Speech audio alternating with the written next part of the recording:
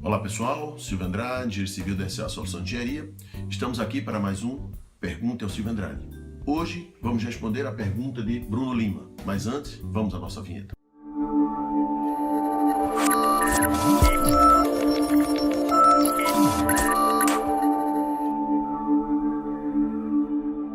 Bem, a pergunta de Bruno Lima é a seguinte. Primeiro ele diz: primeiramente, gostaria de parabenizar-se pelo seu trabalho. Descobri o canal recentemente, estou assistindo todos os seus vídeos e compartilhando para todos os meus amigos engenheiros. Muito obrigado, Bruno. E você que está assistindo nosso canal, compartilhe também. Nos ajude o canal a crescer. Tá? Foi excelente a explicação sobre a corrosão, mas gostaria de saber qual o princípio da proteção catódica. Bruno, a vantagem da proteção catódica é que ela ataca a causa da corrosão. Tá? Ou seja, ela atua no processo de oxirredução, que é o processo de corrosão. Então, nós sabemos que o aço em estado de corrosão, se nós medirmos com a semipilha de cobre, sulfato de cobre, ela vai nos dar mais ou menos entre menos 350 e 500 milivolts. Tá? Então, para fazer uma proteção catódica, nós precisamos colocar um metal ou uma liga que seja mais eletronegativa do que o aço em estado de corrosão. Tradicionalmente se utiliza o zinco, que tem um potencial de menos 760 milivolts, também medido na semipilha de cobre sulfato de cobre. Só que foi desenvolvida uma liga, tá, de zinco alumínio índio, que ela tem um potencial de menos 1100 milivolts, ou seja, ela é mais que o dobro do que o aço em estado de corrosão. Então você percebe, como nós explicamos na aula de corrosão, nós temos o que? Nós temos uma diferença de potencial muito maior, ou seja, ela tem muito mais energia para trocar nessa oxirredução. Vamos dar uma olhada aqui no quadro. Tá? Imagine aqui que esse concreto está sendo atacado pelo CO2. Como nós já explicamos, o CO2 ele vai entrando da superfície para adentrando ao interior do concreto, baixando o pH desse concreto. Quando ele atinge a nossa armadura, o que é que ele faz? Ele quebra a camada passiva dura do aço e começa o processo de corrosão com a presença de água e oxigênio. Essa corrosão no aço é de fora para dentro e promove expansão, tá?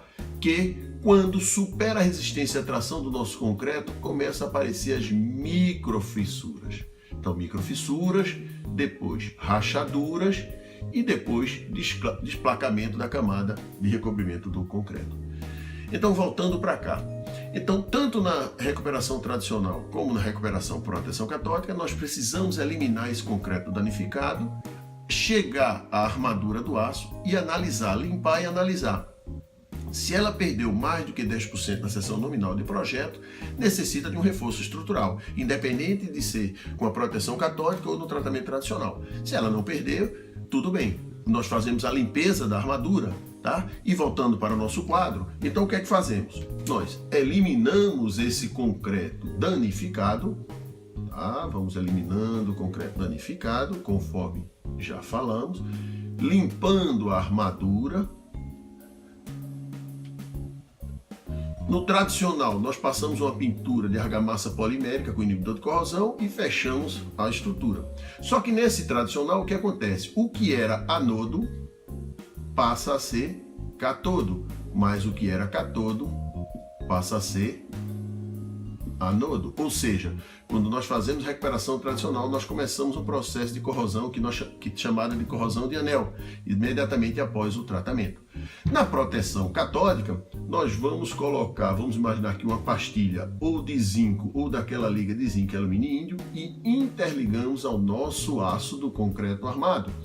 Lembrando que essa ligação tem que ser bem feita, porque vocês lembram do nosso vídeo de corrosão, nós temos que ter a corrente elétrica passando do anodo para o catodo.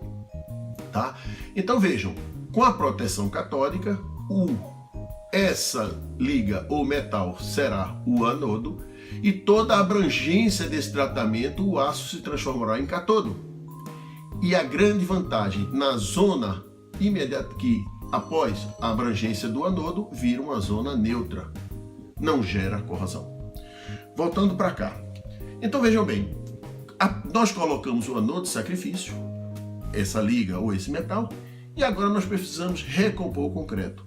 Então, na tecnologia da proteção catódica, não necessita ser uma argamassa polimérica ou um grout. Pode ser uma argamassa de cimento 1:3, porque recobrimento não é estrutural e nós não estamos trabalhando por barreira.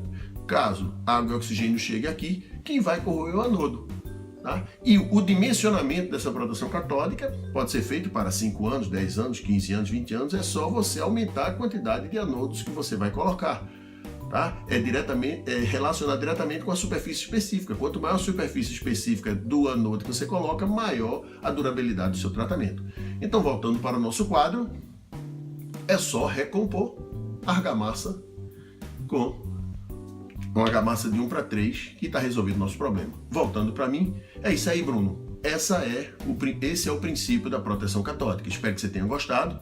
Quem gostou, por gentileza, compartilhe, curta, faça perguntas. Estamos aqui para trocar ideias com vocês. Até lá, muito obrigado. Até o próximo Por Dentro. Até o próximo Pergunta ao Silvio Andrade. Até logo, um abraço.